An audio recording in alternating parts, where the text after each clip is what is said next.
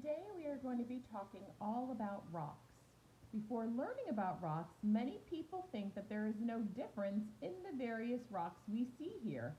However, that is not true. There are 3 different types of rocks, and I have them all here. We're going to talk about each one.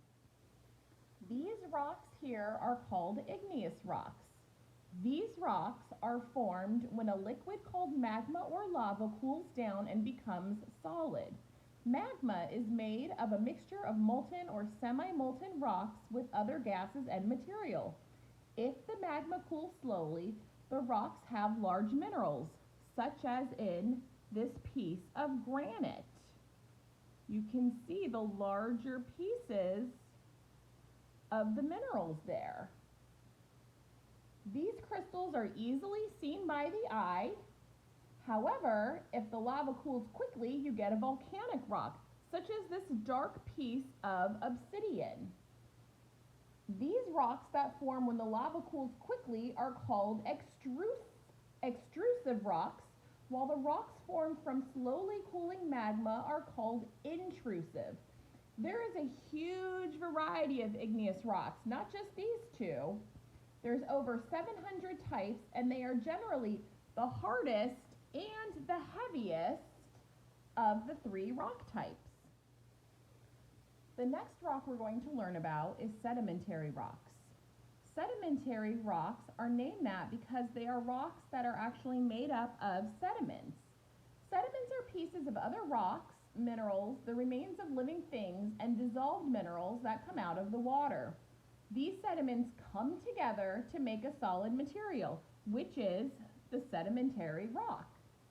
The sediments are moved by wind and water and can form either on land or in the water. There are a few different kinds of sedimentary rocks. This is shale, which is a clastic sedimentary rock. This shale was formed by small rock fragments that were transported and deposited by water. This gypsum is an example of a chemical sedimentary rock, which is formed through water evaporation. An organic sedimentary rock is formed from the remains of once living things. This limestone is formed from various animal shells from the ocean floor. The last rock we are going to learn about is the metamorphic rock. This is a type of rock that has been changed in form by both heat and pressure. This heat and pressure actually squeezes and melts the rocks that are already there and changes the rock form by changing the grain size and minerals. These new rocks are called metamorphic rocks. The changes that occur can also include the rock's texture and its chemical composition. Slate is an example of metamorphic rock. This slate is formed from the sedimentary rock shale. The slate is called a foliated metamorphic rock. You can see that it has a layered appearance.